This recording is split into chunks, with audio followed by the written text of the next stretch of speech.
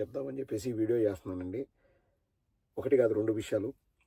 ఫస్ట్ది ఏంటంటే సోషల్ మీడియాలో నేను చూశానండి, ఎవరో మేము ఎప్పటి నుంచో పనిచేస్తున్నాము, మీరు కొత్తగా వస్తున్నారు, మీరేంద్రా మాకు చెప్పేది, మేమే గొప్ప మీరు కాదు అన్నట్లు ఎవరో అన్నారని చెప్పేసి కొత్తగా వచ్చే వాళ్ళు మాట్లాడుతున్నారు. ఇక్కడ ఒక్క విషయం అండి, వైఎస్ఆర్ కాంగ్రెస్ పార్టీలో అందరూ సమానమే. ఎవడో 5 ఏళ్ల నుంచి పనిచేస్తే వాడేదో తోపు, కొత్తగా వచ్చినోడు, వాడికి ఏమీ తెలియదు అనుకోవడం అది మూర్ఖత్వము.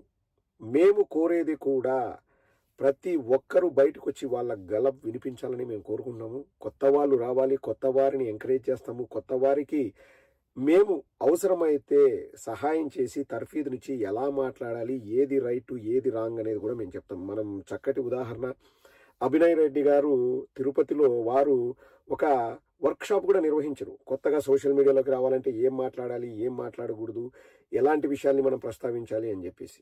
అది చాలా చాలా మంచి పరిణామం. అటువంటివి మిగతా కాన్స్టిట్యుయెన్సీస్లో కూడా చేసే ప్రయత్నం అయితే జరుగుతుంది. ప్రతి ఒక్కరూ రావాలి, మాట్లాడాలి. ఏదో ప్రదీప్ 5 ఏళ్ల నుంచి ఉన్నాడు, ప్రదీప్ గ్రేటు, లేకపోతే ఇంకొకడు 10 ఏళ్ల నుంచి ఉన్నాడు, వాడు గ్రేటు అని అనుకోవడం అది మూర్ఖత్వం. ఇప్పుడు నేను అలా అనుకున్నంటే ఇంక నాకంటే స్టూపిడ్ ఇంకొకడు ఉన్నాడు.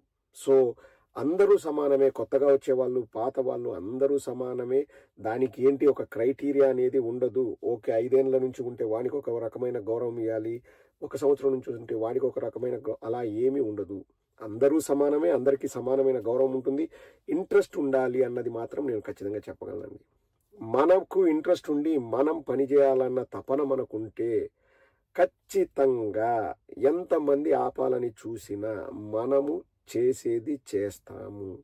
పోనీ ఎవరైనా మనల్ని బలవంతంగా ఆపినా 10 మంది దాన్ని గుర్తిస్తారు. వాడు చాలా నిబద్ధతతో పనిచేస్తున్నాడు, వాడికి ఇబ్బందులు వచ్చాయి కాబట్టి ఆపాడు, వాడు మళ్ళీ వస్తాడు. లేకపోతే వాడికి ఏదైనా ఇబ్బంది వస్తే మనం హెల్ప్ చేయాలన్నది 10 మందికి ఆ భావన కలుగుతుంది.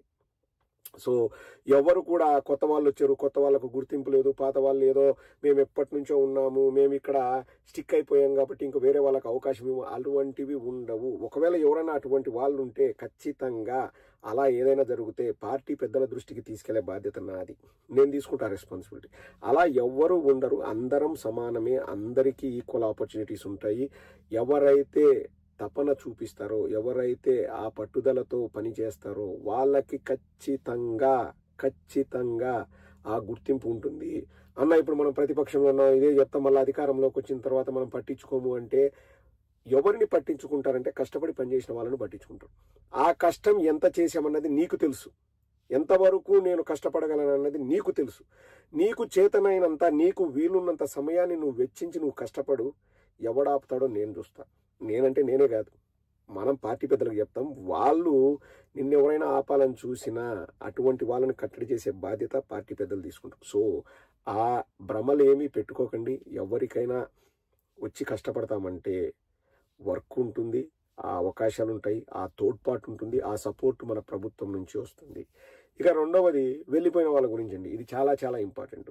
ఇప్పుడు వెళ్ళిపోయిన వాళ్ళు ప్రబుద్ధులంతా బయటకు వచ్చేసి అబ్బా ఇంకా మేము ఎంతో చేసాం పార్టీకి, సంతోషం, మేము కాదనము. కానీ మేము పార్టీ బయటికి ఎందుకు వచ్చాము అంటే పార్టీలో నేను చెప్పింది జరగలేదు, పార్టీ బాగుండాలని కోరుకునేవాడిని.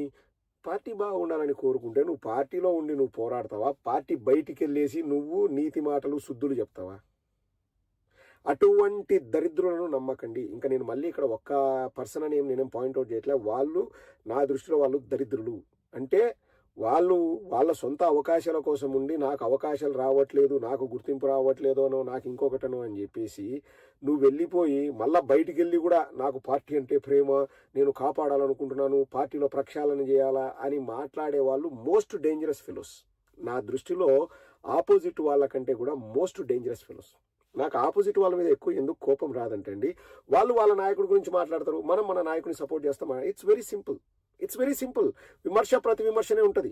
నాకు వాళ్ళంటే ఏం కోపం కూడా ఉండదండి. వాళ్ళు మన సోదరులే, ఎవరు తెలుగుదేశం వాళ్ళైనా జనసేన వాళ్ళైనా. బికాస్ వాళ్ళు వాళ్ళ నాయకుల కోసం మాట్లాడుతున్నారు. మనం ఏదైనా చెప్పినప్పుడు మనల్ని విమర్శిస్తారు. ఇంకా మరీ చదువుకోని వాళ్ళు, అజ్ఞానులు, వెధవలు అయితే తిడతారు. పోనీ తిట్టని, వాడు ఎలాగూ తిడతాడు మనకు తెలుసు, వాడు ఎలాగూ మనం చెప్పింది ఒప్పుకోవడం మనకు తెలుసు, అందులో క్లారిటీ ఉంటుంది.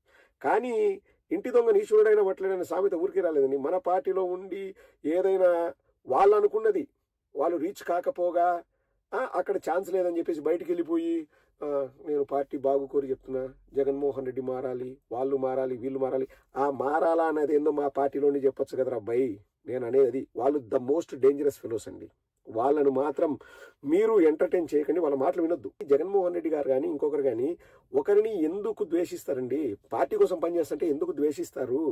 నువ్వు చేసే పనుల్లో ఏదో డొల్లతనం ఉందో, సొంత లాభాలు నువ్వు ఏదో కోరుకోనో, లేకపోతే పార్టీ పరువు తీసే పనులు నువ్వు చేస్తే అక్కడికి కూడా నేనేం తిట్టరు, చెబుతారు, 1-2 సార్లు చెప్తారు. అప్పటికీ వినకపోతే ఇంకా వాళ్ళను పక్కన పెట్టడం చేస్తారు. ఆ పక్కన పెట్టడం అంటే ఏంటి? పూర్తిగా వాళ్ళకి అవకాశాలు ఇవ్వకోకుండా వాళ్ళని దూరం పెట్టడం కాదండి. వాళ్ళు చేసే పనుల వల్ల పార్టీకి నష్టం కలుగుతుందన్న భావన కలిగినప్పుడు తప్పనిసరి పరిస్థితుల్లో వద్దురా బాబు, నువ్వు చేసింది చాలు, నువ్వు చేస్తే పార్టీకి నష్టం వస్తుంది, మళ్ళా మనం పార్టీగా మనం సమాధానం చెప్పుకోవాల్సి వస్తుంది, కొద్ది రోజులు నువ్వు గమ్మునుండు, నీ పనులు నువ్వు చేసుకో, లేకపోతే నీకు ఇంకొక అవకాశం ఇస్తా అని చెప్తారు.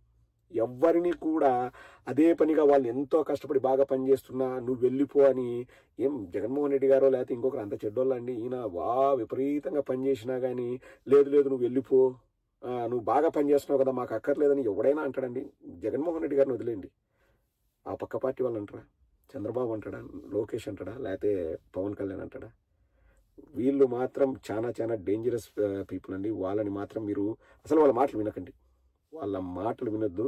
ఇంకా నేను పేర్లు ప్రస్తావించడం నాకు ఇష్టం లేదు, కానీ కొందరు, అందరూ కాదులేండి, కొందరు మనకేదో సపోర్ట్ చేస్తున్నట్టు, మనకు మంచి చేస్తున్నట్టు, మనకు శుద్ధులు చెప్తాము, ఇంకా అదే పని కట్టుకొని విమర్శలు చేస్తామనే వాళ్ళు కూడా ఉన్నారు. ఇంకా నేను పేర్లు ప్రస్తావించదలుచుకోలేదు, నాకు పేర్లు ప్రస్తావించడం కూడా ఇష్టం లేదు.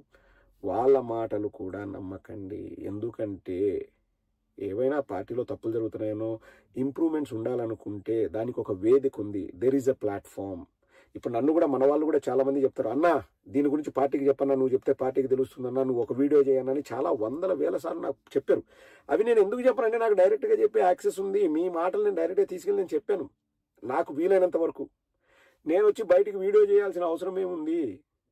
పార్టీలో ప్రక్షాళన జరుగుతుందని నేను ఇప్పుడు కాదు 8 నెలల నుంచి చెప్తున్నా, కానీ అవి బయటికి చెప్పాల్సిన అవసరం లేదు. ఎందుకంటే బయటికి చెప్తే మనమేదో ఇప్పుడు నేను చెప్పేసి చాలా మంది నన్ను అప్రిషియేట్ చేశారు, అన్నా నువ్వు ఒక్కడివి అన్నా పార్టీ గురించి బాగా పట్టించుకుంటున్నావు, నువ్వు బయటికి చెప్తున్నావు అని వాళ్ళు ఆ రోజుకి హ్యాపీగా ఫీల్ అవ్వచ్చు, నేను కాదన్న దాన్ని. కానీ లాంగ్ టర్మ్లో ఆలోచిస్తే ఇప్పుడు నేను వచ్చేసి ఆ పార్టీలో ఇది ఏ పార్టీలో అయినా కానీ కొన్ని జరుగుతుంటాయి, మనం అనుకోనివి కూడా జరుగుతుంటాయి, కొన్ని మిస్టేక్స్ జరుగుతుంటాయి, కొన్ని అంటే సరిదిద్దుకోగల తప్పులు జరుగుతాయి, కొన్ని సరిదిద్దుకోలేని తప్పులు కూడా జరుగుతాయి. But we all learn from our experiences, that's what we do.